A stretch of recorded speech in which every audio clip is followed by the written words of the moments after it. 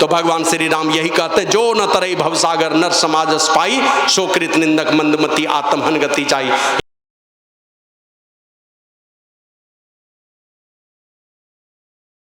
दुख का भंजन कोई न मिलिया, जो मिलिया सो गर्जी। इसी में एक पद आता है, माटी ओढ़न माटी बिछावन, माटी के सिर होना, एक दिन ऐसा होगा रे बंदे माटी में मिल जाना।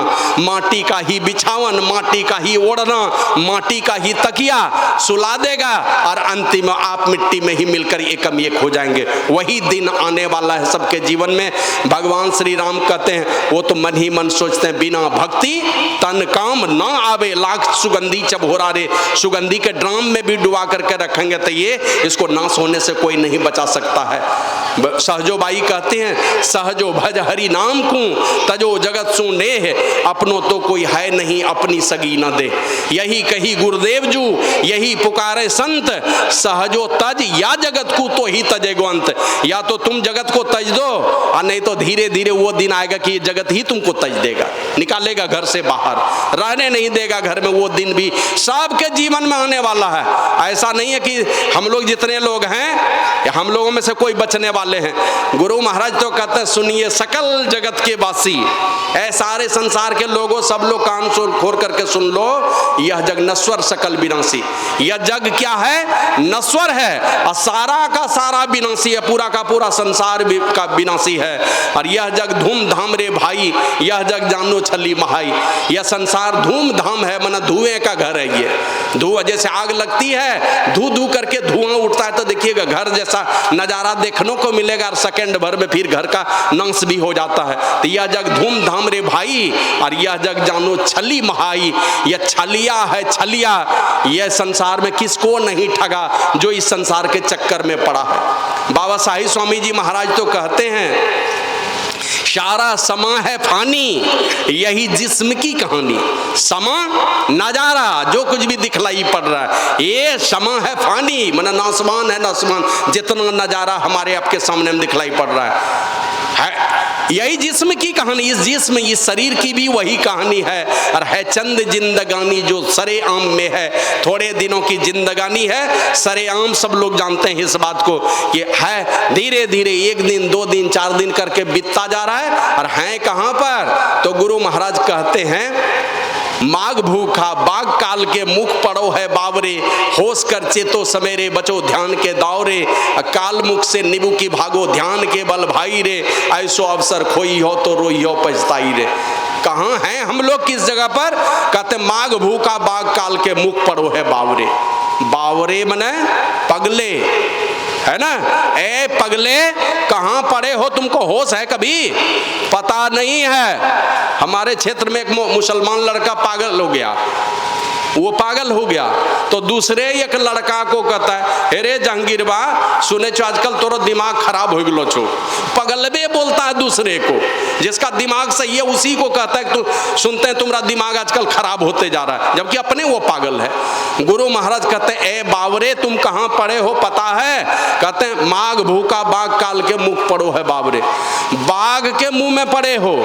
और कैसे बाघ के मुंह में पड़े हो? पेट भरा हो बाघ का तब तो कोई बात नहीं, छोड़ भी सकता है, लेकिन गुरु महाराज कहते हैं तुम भूखे बाघ रूपी काल के मुख में पड़े हो। माने पेट खाली ही रहता है काल का, उसका पेट कभी भरता नहीं है, समय पूरेगा आपको खा लेगा। सारे के सारे भूखे बाघ रूपी काल के मुख में पड़े हैं। और माघ भूखा बाघ काल के मुख पड़ो है बावरे, होश कर चेतो सवेरे। सचेत हो जाओ, होश करो। और बचोगे कैसे? बड़े बड़े पहलवान को जैसे तैसे भिड़िएगा तो उठा कर पटक देगा। और पेच अगर जानते हैं, सब पेच सीखे हुए हैं तो कब पटक दीजिएगा कहा नहीं जा सकता है। तो उस भूखे बाघ रूपी काल को पेच मारने के लिए एक ही पेच है और वो है ध्यान का पेच। इसी पेच में उनका कोई पेच काम नहीं करता है। नहीं तो दुनिया में किसी भी तरह से आप समुद्र की तलहटी में छिप के रखेंगे कि माउंट एवरेस्ट और कंचनजंगा की ऊंची चोटी में जाके छिप के रहेंगे, कहीं आप बचने वाले नहीं हैं। तो भगवान श्री राम को चिंता हो गई कि जाना तो पड़ेगा सब लोगों को। और है ना, बचपन देखे, अपनी बचपना देखे, जवानी देखे और धीरे धीरे हमको देखे होंगे ना, बहुत हमारी माता तुल्य बहुत सारी भाभी लोग हैं जो हमको बचपन में जिस समय जन्म हुआ था उस समय देखे थे, सारे बाल दाढ़ी देख लीजिए आपके सामने में ही हैं, चले बुढ़ापे की ओर। एक समय था देखे तो मुन्ना को हमको लगता 2 साल का होगा और पिताजी के साथ जा रहा था शाम, तो एक बार सकरी गली में रुका था, ये 2 साल का देखे थे और सब बाल दाढ़ी सब पक गया। तो धीरे धीरे हम लोग सारे के सारे बुढ़ापे की ओर बढ़ रहे हैं, और ये बुढ़ापा अंतिम मौत में ही समा जाएंगे, हम लोग मौत के मुंह में चले जाएंगे। तो भगवान श्री राम को चिंता हो गई, हम आए हैं जाना तो हमें पड़ेगा, हमारी प्रजा कहीं दुख में नहीं पड़ जाए, इसकी चिंता हो गई। और रामायण में लिखा है धन्य भूप नीति जो करही, वही राजा धन्य होता है जो नीति से राज चलाता है। अपने प्रजा की वर्तमान और भविष्य दोनों की चिंता जो राजा करे, ये नहीं हो कि अभी खूब बढ़िया ऐश मौज का जीवन चल रहा है, कल हमारी प्रजा कहीं दुख में पड़ जाए, ऐसे राजा को भला नहीं कहता है कोई। तो भगवान श्री राम को चिंता हो गई कि हमारी प्रजा कहीं दुख में नहीं पड़ जाए, कल की चिंता उनको हो गई। तो एक बहुत बड़ी सभा उन्होंने की, जिस काम को करने से जो पूंजी लेके जाएंगे, जो काम करते हुए जाएंगे और जिससे हमारी पूंजी बच जाएगी, हम दुर्गति से बच जाएंगे। आज कल या परसों कहीं चर्चा कर रहे थे, ये दरोगा राय, कल ही चर्चा हो रही थी। दरोगा राय मुख्यमंत्री थे बिहार के, अविभाजित बिहार के। गुरु महाराज से पूछा उनकी क्या गति हुई, बोले कि मिला तो है मनुष्य शरीर लेकिन एकदम गरीब परिवार में जन्म ले गया। पूज्य बाबा कहते थे अभी वीडियो बने हो, कम से कम उतनी कमाई कर लो कि चपरासी बनने लायक भी रहो, और कहीं ऐसा नहीं हो कि अभी वीडियो हो और कल तुम चपरासी बनने लायक भी नहीं हो। तो संसार भी सजाना है, संसार के बाद का भी जीवन सजा लेना है। संसार किन कामों से सजेगा, तो बचपना में अगर सजा लिया अपने आप को जीवन, तो उसकी जवानी सज जाती है ना। 14 वर्षों तक जितने पवित्रता से बहुत मेहनत किया, 14 वर्षों से जवानी में उसका रास्ता खुल जाता है। 14 वर्षों तक अगर मेहनत कर लेगा तो बचपना को सुधारा जिसने, जवानी सुधर जाएगी। और जवानी को जिसने सजा लिया, जवानी को जिसने पवित्रता से जी लिया, उसका वृद्धावस्था सज जाता है। अब बचपना और जवानी सजेगा तो वृद्धावस्था में सुख मिलेगा। अब बचपना, जवानी और वृद्धावस्था को अगर सजा लिया है तो जहां भी जाएंगे मर करके। पूज्य बाबा साहिब स्वामी जी महाराज को एक दिन हमने कहा कि हुजूर कहना है रंग जर्जर बनाए ले लिया अपनो शरीर, हुजूर सुधार करिए ना अपनो शरीर में। और ढोडरी में जो सत्संग हुआ था ना, रघु जी हमको लेकर के गए थे मनियारपुर, वहीं पर हमने कहा था हुजूर कहना है रंग जर्जर बनाए ले लिए शरीर, सुधार करिए ना हुजूर। तो कहते हमरो सुधार करला से हो जाते है। हम कहे हुजूर आप जो चाहेंगे वही हो जाएगा, आप हजारों बरस जीना चाहेंगे तो वही होगा। और अभी संत मत को आपकी आवश्यकता है, अभी छोड़ के मत जाइए, आपकी आवश्यकता है यहाँ पर। तो पूज्य बाबा कहते हैं अरे है बूढ़ा शरीर में कितना दिन तक हमारा देखे चाहिए, थोड़ा भी ध्यान भजन कर लिया तो एक बढ़िया शरीर नहीं मिलता है, बढ़िया शरीर मत चल लो जब। तो ये जर्जर शरीर छूटेगा। बचपना, जवानी और वृद्धावस्था तीनों को जिसने सजा लिया, मरने के बाद उनकी दुर्गति हो जाए ये कभी हो ही नहीं सकता, दुर्गति ही नहीं होगी अगर बचपना, जवानी और बुढ़ापा को जिसने सजा लिया। और संसार में ही रह करके भूत प्रेत वाला काम करेंगे, उल्टा पुल्टा चाल चरित्र वाला काम करेंगे। देखते हैं कहीं कहीं पर भागवत होता है तो भागवत महापुराण की कथा सुनाते हैं गोकर्ण और धुंधकारी की। धुंधकारी प्रेत जोनी में चला गया, यही कहते हैं ना, आत्मदेव नामक ब्राह्मण का बेटा था, प्रेत जोनी में चला गया। अरे प्रेत जोनी में गया, जिंदे में प्रेत था, वो जिंदा में ही प्रेत था। मांस खाना, शराब पीना, बेस्या के पास जाना, माँ बाप को मारना। माँ को तो इतना पिटाई किया कि कुएं में डूब के मर गई, बाप को इतना गाली गलौज किया कि चला गया जंगल। ये तो संजोग था कि गोकर्ण जैसा भक्त साधु उनका भाई था। वो कहते पिताजी कौन बेटा और पत्नी के चक्कर में आप पड़े हैं, जाइए तपस्या कीजिए जंगल में, भगवान को स्मरण कीजिए, भगवान का द्वार मिल जाएगा, उनकी गोद मिल जाएगी आपको, जाइए तपस्या कीजिए। कहेंगे वो सब बेटा दुनिया के चक्कर में पड़े हैं। तो पिताजी को समझा दिया उस साधु और भक्त बेटे ने। तो पिताजी जंगल में तपस्या करते करते वो विष्णु भगवान के प्यारे हो गए, उस लोक में चले गए, उन्हीं के भक्त थे, वहीं चले गए। तो ये बचपना, जवानी, बुढ़ापा तीनों को जो सजाता है, परलोक सज जाता है उसका। भगवान श्री राम कहते हैं एक बड़ी सभा कर लिए। अब बड़ी सभा करके बुलाए हैं किनको किनको, जिनको देखने से पाप बहुत दूर दूर तक कभी छू नहीं सकता उनको, वहाँ गुरु वशिष्ठ बैठे हैं, है ना, गुरु वशिष्ठ बैठे हैं, अगस्त ऋषि बैठे हैं, बड़े बड़े महापुरुषों को बुला करके, मतलब ब्रह्म ज्ञानी महापुरुषों को, अपने गुरुजनों को, विद्वानों को बुला करके, माना हम जब भी रहें, इनका संदेश क्या है, जब भी रहें हम किनके साथ जुड़े हुए रहें, हमारा पड़ोसी कौन, कहाँ जा करके जुड़ करके रहें हम, तो हम हमेशा जुड़ करके विद्वानों के साथ जुड़ें, हम ब्रह्मज्ञानी महापुरुषों से जोड़ करके रखें। इधर संसार में जिनके भी साथ हैं, लेकिन हमारी असली दोस्ती कहाँ होनी चाहिए, जब बढ़िया बात करें, कुछ बढ़िया हम निर्णय लें, तो साधु पुरुषों को गवाही के रूप में। जब जब विपत्ति आती थी राजा दशरथ को या भगवान श्री राम को, तो अपने गुरु के पास जाते थे। दाढ़ी पकी देखे ले राजा दशरथ, एक दिन दर्पण देखे दाढ़ी पकी थी, तो बोले राम, चले गए अपने गुरु वशिष्ठ के पास और कहते हैं राम का राज तिलक कर दो, अब मैं राजा बनने लायक नहीं रहा, अब तो मैं बुढ़ापे की ओर चलने लगा। एक दाढ़ी के एक बाल पके थे। राम जी को रहना था वन में, 14 वर्षों के लिए गए हैं, किनसे पूछे वो जाकर के, कहीं भी कुटिया बना लेते, लेकिन मनुष्य शरीर धर करके आए तो गए हैं कहाँ पूछने के लिए, पता कर लिया यहाँ पर सबसे अच्छे महात्मा कौन, तो मिल गए वाल्मीकि मुनि। देख लिया कि दलित समाज में पैदा हुआ और साधन करके इस ऊंचाई पर पहुंचा हुआ है, जहाँ की कोई माने ज्ञान की पराकाष्ठा पर पहुंचे हुए ये महापुरुष हैं, बड़े पुरुषार्थी लोग हैं, विकट परिस्थिति से अपने आप को निकाला, हत्यारा पापी यहाँ निकल करके आके इतने बड़े संत पुरुष बने हुए हैं। तो राम जी जाते हैं उनसे सलाह लेने के लिए कि 14 वर्ष तक मैं रहूंगा तो कहाँ रहूंगा, ये सलाह उनसे लेने के लिए रहे, आप बता दीजिए मैं कहाँ रहूंगा, तो उनसे सलाह लेने के लिए गए। उसी प्रकार जब सारे प्रजा को जब उपदेश करना है तो गवाही में किनको किनको रखे, गवाही में रखे बड़े बड़े ब्रह्मज्ञानी महापुरुषों को, गुरुजनों को, विद्वानों को, नगरवासियों को, सबको बुला लिया। अब बुला करके क्या क्या उपदेश किए, सब गुरुजन हैं बैठे हुए, सब लोग सुन रहे हैं, गुरुजन से भी कहवा देते। लेकिन भगवान श्री राम को लगा कि मैं राजा हूं, मैं कहूंगा तो मेरी बात समझेंगे, इसलिए कि ये सारी प्रजा मेरी समझ रही है कि मैं एक छोटे से प्रजा के चलते अपने पत्नी को हमने वनवास दिया, ये लोग मेरी बात रखेंगे, इसलिए उपदेश करना चाहिए। तो भगवान श्री राम सारी प्रजा को बुला करके क्या उपदेश किए, क्या कहे, इंजीनियर बनो, डॉक्टर बनो, प्रोफेसर बनो, यही सब बोले। बोले नहीं नहीं, बड़े भाग, क्या बड़ा भाग है हमारा, किस लिए मेरा बड़ा भाग, मानुस्तन पावा, बड़ा भाग्य है हमारा, इसीलिए भाग्यशाली हैं हम। बहुत लोग कहते हैं भगवान हमको ये नहीं दिया, वो नहीं दिया, वो नहीं दिया, बहुत भगवान पर भी दोषारोपण करते हैं, लेकिन भगवान श्री राम कहते हैं ये हमारा बड़ा बड़ा भाग्य है कि हमको मनुष्य का शरीर मिला हुआ है। अब ये मनुष्य का शरीर मिला और इसलिए कि हम अपने अगल बगल के जानवरों पर, नीची नीची जोनियों में पड़े हुए जीवों पर जब हम विचार करते हैं तो देखते हैं बड़ा ही उसके जीवन में दुख है। अब देखिए गाय पड़े हैं, नाद, गाय गौ माता है, नाद में पड़ी हुई है, गाय भैंस कुत्ता बिल्ली, कौन किसके बोली को जानने पहचानने वाला, उसके दुख दर्द को समझने वाला है। हमारे क्षेत्र में तो साहेबगंज में हम लोग रहते थे, सकरी में बड़े भाई के साथ में वहाँ रहते थे ना, तो सकरी से साहेबगंज टमटम चलता था और टमटम में यहाँ जो चमड़ा लगाता था बेल्ट, वहाँ घाव हो जाता था उसको, यहाँ इस दोनों भाग में भी घाव हो जाता था। और उसका जो टमटम चलाने वाला जो कोचवान था ना, हाथ में रखता था चाबुक और चाबुक मारता था वहीं पर जहाँ उसको घाव है, जिस जगह घाव है उसी जगह पर मारता था।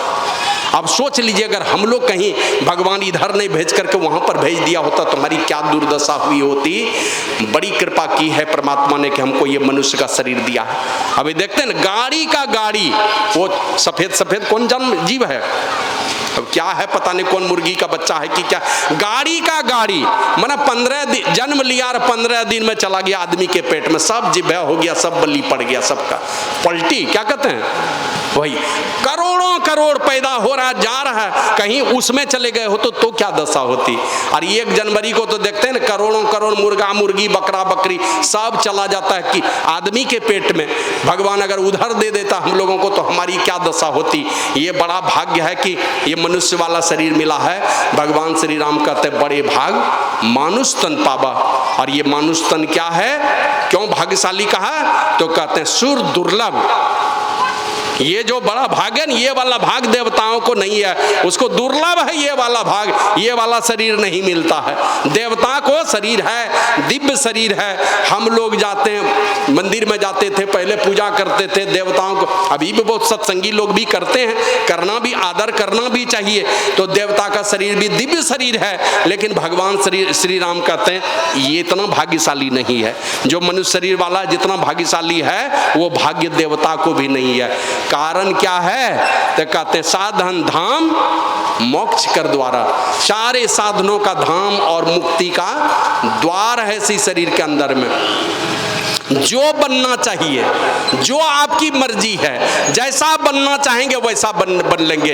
ये मनुष्य शरीर में इतने साधन है, चपरासी बनना चाहो, चोर लुच्चा बनना चाहो कि इंजीनियर, डॉक्टर, और दुनिया के सबसे बड़े पद पर अभी देखते हैं ना। अब सब लोगों की अपनी दृष्टि है, सब लोग अपने नजरिए से देखते हैं। और अभी हम लोग देखते हैं और किस देश के प्रधानमंत्री को दूसरे देश के लोग, कोई ऐसा प्रधानमंत्री है दुनिया में जिनको 12 देश का सर्वश्रेष्ठ नागरिक सम्मान मिला हो? तो ये हमारे लिए बहुत गौरव की बात है। भले लोढ़ी पार्टी में जो काम करते हैं उनके लिए गौरव की बात नहीं होगी, लेकिन ये हमारे भारत देश के लिए गौरव की बात है। 12 देशों में जाकर के उनको सर्वश्रेष्ठ नागरिक सम्मान अपने देश का मिला है, तो ये यहाँ के लिए गौरव की बात है। वही कहते हैं ये देवता लोग जो है ना, ये सौभाग्य नहीं है, उसको मनुष्य का शरीर नहीं है। सारे साधनों का धाम और मुक्ति का द्वार है इसी मनुष्य शरीर के अंदर में। अब है क्या? हम लोग कंगला बने हुए हैं, है मुक्ति का द्वार, और मुक्ति के द्वार में जहां प्रवेश करेंगे उस तरफ से जहां प्रवेश किए, शास्त्र में आया दे अस्था सर्व विद्याश्च, दे अस्था सर्व देवता, दे अस्था सर्व तीर्थानी गुरु वाक्य न लभ्यते। खाली प्रवेश करके तो देखिए, हमारे गुरु महाराज लिखते हैं ज्योति मंडल धसी धाय के निर्खत बैराटी हो। बैराट का दर्शन होता है, मतलब परमात्मा के बहुत प्रकार के रूपों का दर्शन होता है अगर आप ज्योति महल में प्रवेश कर गए तो। माना 2 भुजा, 4 भुजा, 8 भुजा, 100 भुजा, अनंत भुजा, सब भुजा वाला भगवान का दर्शन आप ही के ब्रह्मांड में होने वाला है। तो कहते हैं ये सारे साधनों का धाम और मुक्ति का द्वार है आपके शरीर में, और उस द्वार में प्रवेश करने की कभी कोशिश नहीं करते। साधन धाम मोक्ष कर द्वारा, अब पाई न जेहि परलोक समारा। मुक्ति के द्वार में कभी प्रवेश करने की कोशिश करते नहीं, उसका प्रयास नहीं है। और प्रयास क्या है? 1 हैवा, 2 हैवा, 4 हैवा, एक गाड़ी, 2 गाड़ी, 5 गाड़ी, 1 मकान, 5 मकान हो जाए 5 जगह पर, अंतिम में शमशान। 5 मकान, अंतिम में शमशान। इधर थोड़े दिन पहले सुने थे ना, सहारा इंडिया का मालिक, क्या नाम था? सुब्रत राय, है ना, सहारा श्री नाम सुने होंगे उनका। और जब वो गए दुनिया से, लाखों करोड़ों के सहारा बने, अरबों की संपत्ति सरकार के कब्जे में रह गई। और ये जब गए दुनिया से, 2 बेटा और पत्नी ने साफ मना कर दिया कि हम नहीं जाएंगे देखने के लिए, आए ही नहीं, साफ मना कर दिया। उस क्या कहते हैं, सहारा श्री को देखने के लिए नहीं आया, तो पोता ने अग्नि संस्कार किया, पत्नी और बेटा दोनों छोड़ करके विदेश में ही रह गया।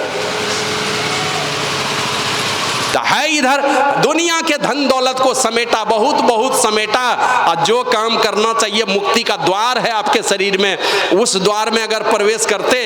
काकभुसुंडी जी और गरुड़ जी के संवाद में आया है, नर समान नहीं कौ नीउ देही, जीव चराचर जाचत जेही, नरक सर्ग अपवर्ग निसेनी, ज्ञान विराग भगति सुख देनी, सो तन धरी हरि भजहि न जे नर, हो ही विषयरत मंद मंदतर, कांच किरिच बदले ते लेही, करते डारी परस मनि देही।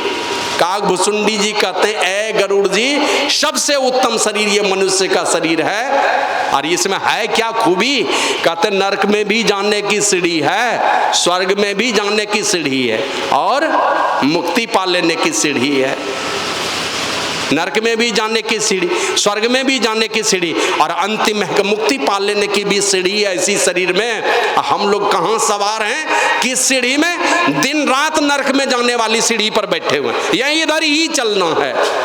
और यही अभी सुन रहे थे, दुनिया का सबसे बड़ा आश्चर्य, नित्य जीव मर मर कर जम का घर भर रहे हैं और शेष लोग किधर जाने की तैयारी में है। दिन रात उल्टा पुल्टा खाना, उल्टा पुल्टा चाल चरित्र, उल्टा पुल्टा व्यवहार है, खाना देखना बोलना सब में गंदगी भरी है, सब में उल्टे पुल्टे भाव भरे, और इसी में भर करके हम फूले नहीं समा रहे हैं, दुनिया में गदगद होते चले जा रहे हैं। चलेंगे सीना तान करके, ऐसा सीना तान के चलेंगे लगेगा ही।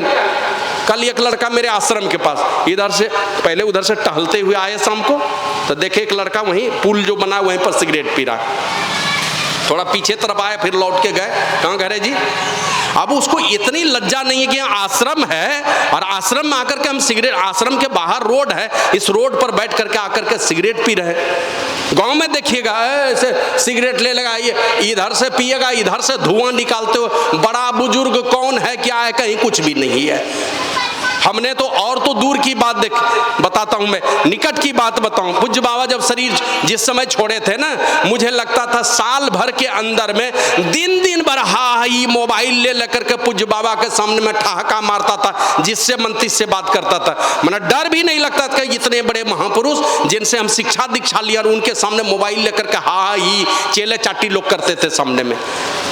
तो इस प्रकार टेढ़े मेढ़े चाल पर गंदा गंदा खान पान खाना, अपने क्या कहते हैं, खाएंगे उल्टा पुल्टा खान पान, खाओ, कौन मना करता है। लेकिन विश्वास कीजिए कि आपके हाथ का छुआ हुआ आपका एक भी पूर्वज जो मर करके गया, दादा परदादा छरदादा लकड़दादा, कोई नहीं स्वीकार करने वाला, कोई चीज नहीं स्वीकार करेगा। वो देखते हैं ना, पूजा पाठ होता है, छप्पर पर छीट देते हैं। कौन पर्व होता है? जितिया पर में देखिएगा, माँ से पूछते माया हो क्या करा दिल, और दादा मैंने दादा पर दादा हो सब बैठल, छप्पर पर बैठा है, कोई नहीं खाने वाला आपका छीटा हुआ। अगर आप मांसाहारी हैं, देवी देवता की बात तो छोड़ दीजिए, आपका पूर्वज भी नहीं खाएगा, छुआ हुआ नहीं खाएगा, आपको अपवित्र मानता है। अगर आप जानवर का मांस खाएंगे, शराब पिएंगे और नशा लेंगे, तो आपका अपना पूर्वज भी नहीं स्वीकार करेगा। तो भगवान श्री राम वही काकभूषुंडी जी कहते हैं, इसमें मनुष्य शरीर में नरक में जाने की सीढ़ी जाइए, और इतना चौड़ा बनाया है परमात्मा ने नरक में जाने का ना, और तेजी से दौड़ लगाता है, दौड़ते हुए जाइए। आ रहा है समय, अभी थोड़ा दिन के बाद पता चलेगा।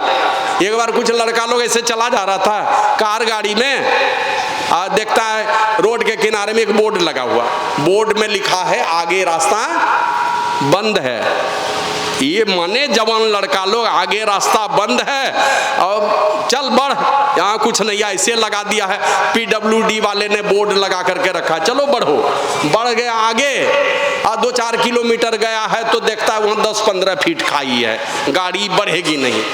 तब सब लड़का कहता है बोर्ड में तो ठीक ही लिखा था, आगे रास्ता बंद है, वहीं से घूम जाते तो बढ़िया है। ये 5-6 किलोमीटर पर आकर के बड़ा झमेला हो गया, अब तो दूसरा सड़क पकड़ना पड़ेगा।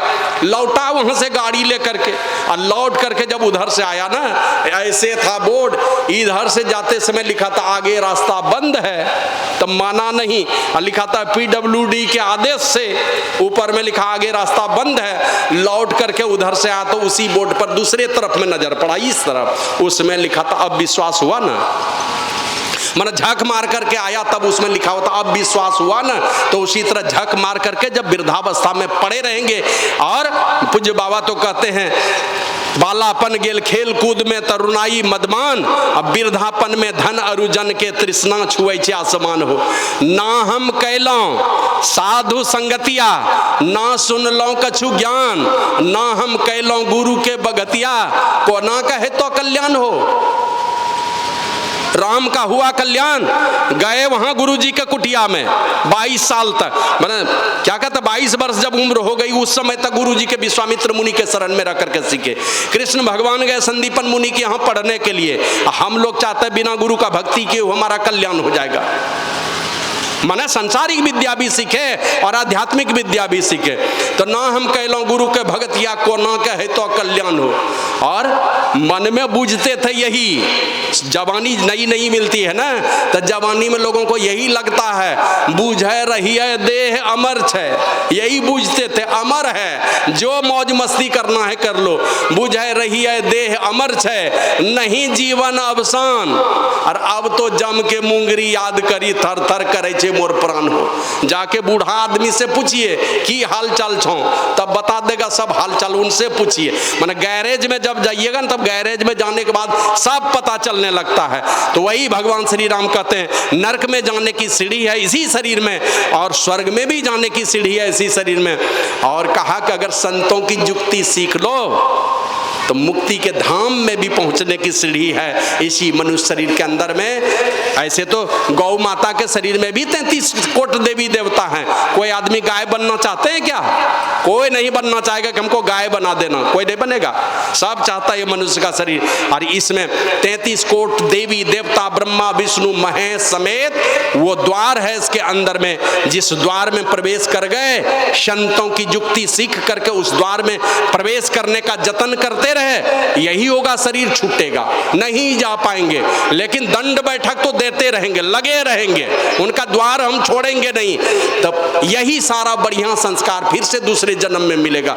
साधन करके कहीं ऊपर उठ गए, उस परमपिता परमात्मा के धाम में पहुंचने वाले हैं। तो वही भगवान श्री राम कहते हैं बड़े भाग्य से ये मनुष्य का शरीर मिला है, सारे साधनों का धाम और मुक्ति का द्वार है इसी के अंदर में।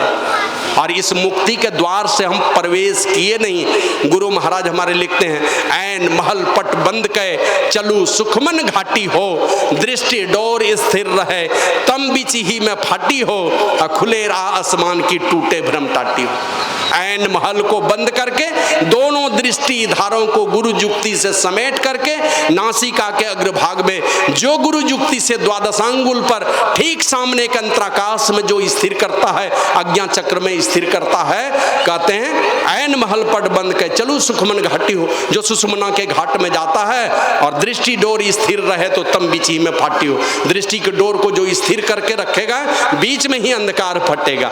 और बीच में अंधकार फटेगा, लेकिन इसके पहले क्या कहते हैं, अगर मुहूर्त भर भी क्षण मात्र भी अगर दृष्टि को स्थिर करके नासिका का अग्रभाग में, आप गुरु के जुक्ति से अगर नासिका का अग्रभाग में क्षण मात्र के लिए भी स्थिर अगर कर सकते हैं, तो कृष्ण भगवान कहते हैं उद्धव जी को मुहूर्तमपि योग गच्छेन नासाग्रे मनसा सर्वम तरति पापा नाम तस्य जन्म सतार्जितम।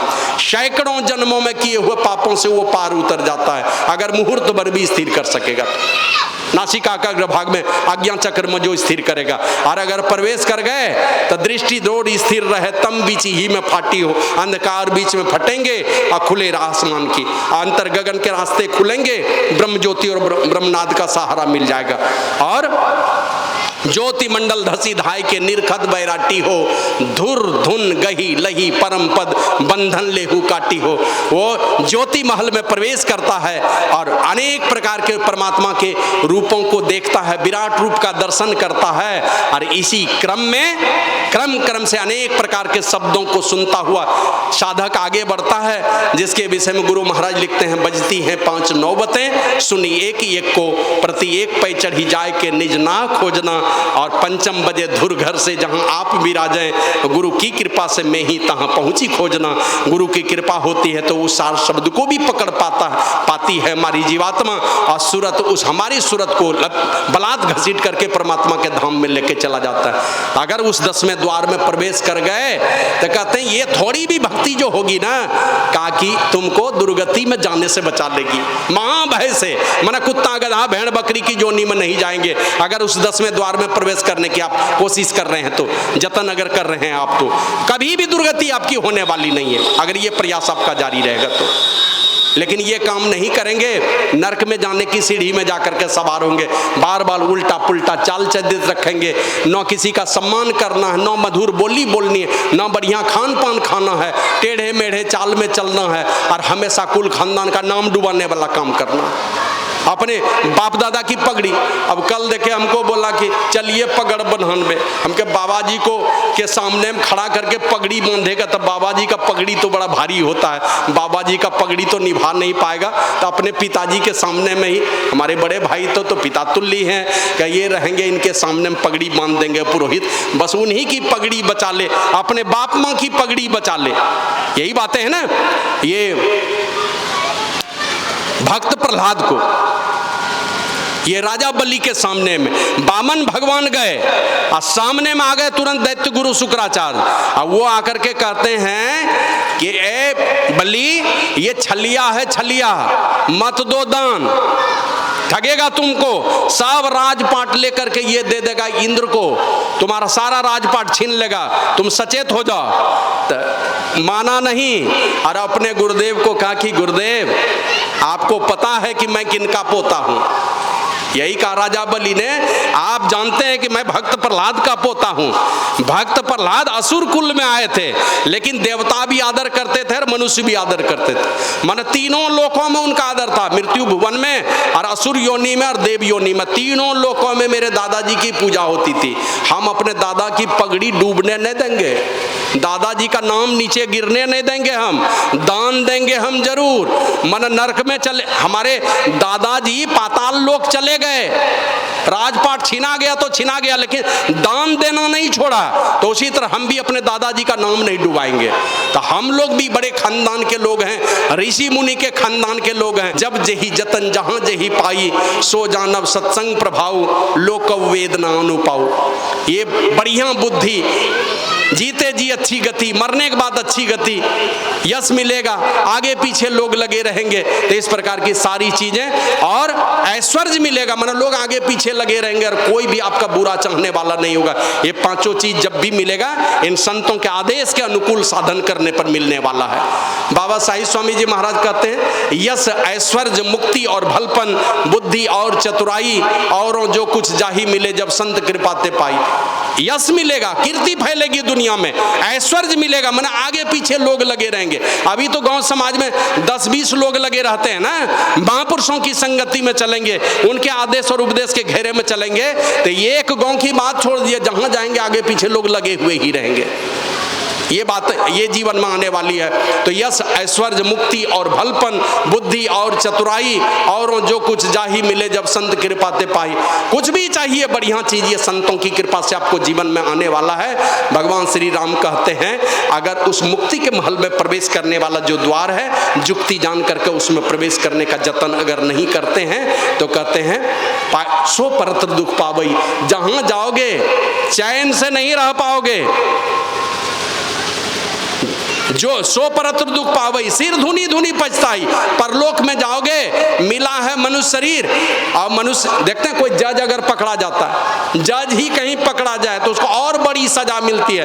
कोई बड़ा अफसर अगर विदाउट टिकट में पकड़ा जाए, उसको और सजा देता है। मूर्ख आदमी को तो कम देगा, पढ़ा लिखा को ज्यादा देगा।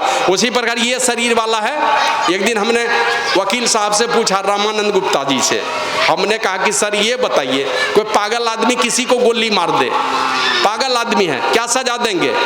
बोला उसको पागल खाना में भर्ती करवाया जाएगा, कोई सजा नहीं है उसके लिए। कोई हमारे जैसा लोग किसी को गोली मार देता तो कहा फांसी की सजा हो जाएगी, नहीं तो आजीवन कारावास हो जाएगा।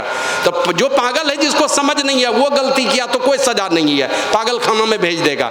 लेकिन हम हैं मनुष्य शरीर वाले, ये मनुष्य शरीर पाकर के भी नादानी का जीवन जिएंगे, कहते हैं बड़ी कठिन सजा मिलने वाली है। और अभी तो लोगों को लगता है ना, नहीं हम तो कोई सत्संग भजन कभी नहीं किए, खूब मांस खाते हैं, शराब पीते हैं, कभी किसी को ठगते नहीं है, झूठ नहीं बोलते हैं। देखिए 3-4 बेटा बेटी नौकरी चाकरी में, कहीं सत्संग भजन नहीं के, सब ठीक ठाक चल रहा है, यही समझा रहे थे। तो हमने कहा कि अभी पुण्य का कोटा चल रहा है, पुण्य के कोटे में चल रहे हैं आप, पाप का कोटा शुरू होने के लिए बाकी है। तो पाप का कोटा शुरू होने के पहले थोड़ा और पुण्य जमा कर लीजिए, नहीं तो ये शरीर छूट जाएगा तो दूसरे शरीर में वो भी नहीं कर सकेंगे। तो भगवान श्री राम कहते हैं कि अगर परलोक में जाएंगे तो सिर धुनी धुनी पछताई, काल ही कर्म ही ईश्वर ही मिथ्या दोष लगाए। हमने कभी सुनाया था ना, 2 ऋषि जा रहे थे, देखा एक लड़का बैठा है, अनाज का ढेर है वहां पर, एक बकरा जैसे आया खाने के लिए, दिया एक डंडा दे करके। अंगिरा ऋषि देवर्षि नारद को देख करके हंसने लगे। तो देवर्षि नारद पूछते हैं काहे हंसे? बोला ये जो देखते हो ना धन दौलत, ये अनाज देखते हो ना ढेर, ये 4 मंजिला मकान, इसका सोना चांदी हीरा जवाहरात का भी कारोबार है, लेकिन जीवन में कभी साधु संतों की संगति में गया नहीं, कभी पूजा ध्यान भक्ति का कोई काम किया नहीं। अब यही सब तुम माँ फेरी में जीवन गुजर गया, अब मर करके यही बकरा बना है और अपना ही अनाज खाने के लिए गया था, लेकिन बेटा नहीं पहचान सका तो दे दिया इसके माथा में एक डंडा, वो बकरा बन गया है इतना कमा करके, इसीलिए मुझे हंसी आ गई। तो इसलिए वो दुर्दिन ना देखना पड़े, यही समझ करके भगवान श्री राम कहते हैं यही तन कर फल विषय ना भाई, स्वर्ग स्वल्प अंत दुखदाई, नर्तन पाई विषय मन देही, पलटी सुधाते सडविष लेई, ताही कबहू भल कही न कोई, गुंजाग्रही परसमनी खोई। उसको कोई भला नहीं कहेगा जो पारस पत्थर को फेंक करके गुंजा लेता है, घुंगची लेता है, करजनी लेता है, अर्थात साधारण पत्थर लेता है, उसको कोई भला नहीं कहता। तो ये मनुष्य शरीर पाने का फल क्या है? तो भगवान श्री राम कहते हैं आकर 4,84,000 जोनी भरमती अजीब अविनाशी, फिरत सदा माया कर प्रेरा, काल कर्म स्वभाव गुण घेरा। ये जीव आता है परमात्मा से बिछुड़ के इस संसार में, घूमता है कहाँ? बैठा नहीं रहता मनुष्य के शरीर में। देखते हैं वो रहट जो चलता है ना, ऐसे घूमते रहता है। जो बाल्टी आया, बाल्टी का पानी नीचे गिर गया, फिर ऊपर वाला बाल्टी नीचे जाता है। उसी प्रकार कुत्ता गधा भेड़ बकरी में 84 लाख जोनी में ये अविनाशी जीव घूमता रहता है। अंडा, कभी अंडा से जन्म लेगा, कभी पिंडा से जन्म लेगा, कभी उखमज के रूप में जन्म लेगा, कभी अंकुरज बनेगा, मन पेड़ पौधा में बन करके आएगा इस संसार में। तो 4 खानी और 84 लाख योनि में घूमता रहता है। कभी कभी परमात्मा कृपा करके मनुष्य का शरीर देते हैं। अब बस एक ही परमात्मा को दया आती कि चलो बहुत जन्मों से घूम रहा है, बहुत जोनी में भटक चुका है, एक बार मौका दे दो, संतों से जुक्ति सीख करके आ जाएगा, उस महल में प्रवेश करेगा, उस परमात्मा के महल में प्रवेश करने का जो द्वार है उसमें प्रवेश कर लेगा, मेरे पास चला आएगा। जब मौका दे देता है एक बार, भगवान श्री राम कहते हैं आकर 4,84,000 जोनी भरमती अजीब अविनाशी, फिरत सदा माया कर प्रेरा, काल कर्म स्वभाव गुण घेरा, काबहू करी करना नर देही, देती इस बिनु हेत से नहीं। कभी कभी कृपा करके ये वाला शरीर दे देते हैं। अब बाबा कबीर तो कहते हैं बार बार नर दे नहीं या वीर रे, चेत सके तो चेत कहे कबीर रे। एक मार दिया है, बार बार नहीं देगा।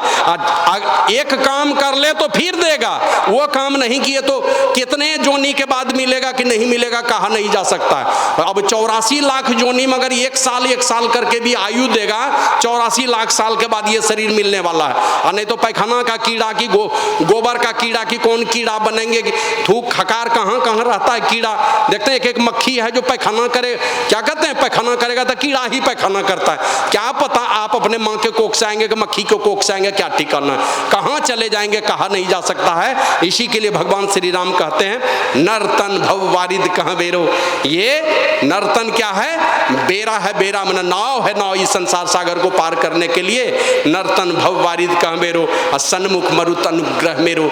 भगवान श्री राम कहते हैं ये जो अनुकूल वायु है ना, मेरी कृपा ही अनुकूल वायु है। तो ये अनुकूल वायु लोगों को मिला हुआ परमात्मा की कृपा है। मतलब बढ़िया से एक समय था ना, हम लोगों ने देखा है, बहुत दुख की बात है, हमने देखा हम अपने पिताजी को इतना सा गोबर कहीं मिलता था लेके चले जाते थे वहाँ खेत पर। कारण क्या था? कुछ न कुछ तो लाचारी थी। दिन भर मने बहुत किसान है दिन रात खटते थे, तब किसी तरह भरपेट भोजन मिलता था। बहुत वो दुख का दिन देखा, महीना घाटा चलता था, भात खाने के लिए मुश्किल से लोगों को मिलता था। वो सारे दुख के दिन का ये वही भगवान श्री राम कहते हैं ये मनुष्य का शरीर मिला और परमात्मा की कृपा मिली, मतलब सारी व्यवस्था अनुकूल हो गई। अब कम ही मेहनत करते हैं, बैठे बैठे पैसा मिलता है, बाल बच्चा सब अनुकूल हो गया, नौकरी चाकरी सारा चीज चल रहा है। बढ़िया घर नहीं था, वर्षा में 6 दिन 8 दिन बारिश होती थी, लोगों को सोचना पड़ जाता, तभी सबके पास बढ़िया बढ़िया घर द्वार, सारी अनुकूल परिस्थिति। ये परमात्मा की कृपा ही तो है अनुकूल वायु। और करंधार सदगुरु दृढ़ नावा, ये वाला नाव का मल्लाह कौन है? खेवटिया। और नाव में हम लोग नादानी किस प्रकार की करते हैं, इस शरीर का खेवटिया है संत सदगुरु, ये कह रहे हैं भगवान श्री राम। और हम लोग इस नाव का खेवटिया किनको बनाए हुए? इनको बना है, ढेर सत्संगी है, और ये बरत वो बरत, और आया है संतमानी में 100 वर्षा भक्ति करे, एक दिन पूजे आन, 100 अपराधी मानवा पड़े मानव के शरीर में। कहा नहीं पड़े 84 कान, और 84 लाख योनि में चले जाएंगे। तो लोग क्या किया, इस मनुष्य शरीर को, अब इस नाव का खेवटिया किनको बनाना चाहता है, यही 33 करोड़ देवी देवता को, वही मेरा पार लगा देगा। उनको ये शरीर मिलता नहीं है, और इस शरीर का नाव हम देवी देवता को बना के चाहते हैं कि नाव खेव करके पार लगा देगा। बाबा कबीर तो कहते हैं, परली पार तेरा मीता खड़िया, उस मिलने का ध्यान ना धरिया, और टूटी नाव ऊपर जा बैठा गाफिल गोता खाबेगा रे। टूटा हुआ नाव है ये देवी देवता फलना चिलना बाहरी भक्ति करना, ये टूटा हुआ नाव है, और टूटा हुआ नाव पर सवार होंगे तो आप गोता खाएंगे भवसागर में फंस करके। का इस मनुष्य शरीर रूपी नौका का खेवन हार संत सदगुरु को बनाइए, मन अपने जीवन की बागडोर संतों के हाथों में सौंप करके, और तब जो न तरई भवसागर नर समाजस पाई, शोकृत निंदक मंदमती आत्महन गति जाई। जो मनुष्य शरीर पा करके ये तीनों साज पाया है, मनुष्य शरीर रूप बेड़ा पाया, मनुष्य शरीर रूप नाव पाया, और परमात्मा की कृपा रूपी अनुकूल वायु, और संत सदगुरु से धरती ये कभी खाली नहीं रही है। हमारे गुरु महाराज तो इतने दयालु हुए कि गांव गांव में घूम घूम करके दिव्या जला जला करके खोजा है उन्होंने, और ढोल पिटा दिया सारी दुनिया में। कहीं किसी प्रकार का कोई आडंबर कोई पाखंड नहीं, कुछ भी नहीं करने दिया गुरु महाराज ने। दीक्षा भी देते थे तो किसी को पैसा है तो ठीक है, नहीं है तो नहीं है सही, नहीं तो 1 रुपया 2 रुपया अठन्नी दे दे करके लोगों ने दीक्षा लिया। हम लोग गए थे तो 10 रुपया दिए थे दीक्षा लेने में। माने इतनी दीक्षा पद्धति भी आसान है, ये कोई आडंबर कोई पाखंड नहीं है, कोई छिपी हुई बात नहीं, बस एक ही चीज छिपी हुई है जो आप लोग जानते हैं, जो दीक्षा लिए हुए हैं। तो इतना सरल सरल। और गुरु महाराज तो कहते हैं, संतन की या राज रही भेख भरम से पाटी हो, मैं ही देवी साहब दया दिन ने ब्रह्म काटी हो। आडंबर और पाखंड से संतों का ज्ञान छिप गया था, लेकिन बाबा देवी साहब आए और उनकी कृपा से सदगुरु महर्षि में ही आए, तो आडंबर और पाखंड का भेद हटा करके। तो भगवान श्री राम यही कहते हैं, जो न तरई भवसागर नर समाज पाई, शोकृत निंदक मंदमती आत्महन गति चाही। ये तीनों चीज पा करके अगर आप नादानी में जीवन गुजार रहे हैं तो इसका परिणाम बड़ा ही दुखद आने वाला है, बहुत दुर्दिन आने वाला है आपके जीवन में। बार बार ये शरीर मिलेगा नहीं। पुण्य का कोटा चल रहा है, पुण्य का दिन चल रहा है तो ठीक ठाक ऐश मौज कर रहे हैं। पाप का दिन चलेगा तो बहुत रुलाएगा, बहुत दुख देने वाला है। तो वो दिन आने के पहले ही बाबा साहिब स्वामी जी महाराज कहते हैं, यह मत जानो रेज मना, ऐसे ही सब दिन जाए, जन्म मरण दुख याद करी, शाही भक्ति कमाए। जब तक यह तन है सबल बुद्धि देती साथ, तभी तक गुरु भक्ति का अवसर जानो हाथ। बस बुद्धि भी ठीक ठाक है, शरीर में भी बल है, इसी समय तक ये काम होने वाला है। इसके बाद ये बन नहीं पाएगा, चाहेंगे लेकिन कर नहीं पाएंगे। जवानी में आदत लगाएंगे तो बुढ़ापे में भी बैठे बैठे कुछ न कुछ करेंगे।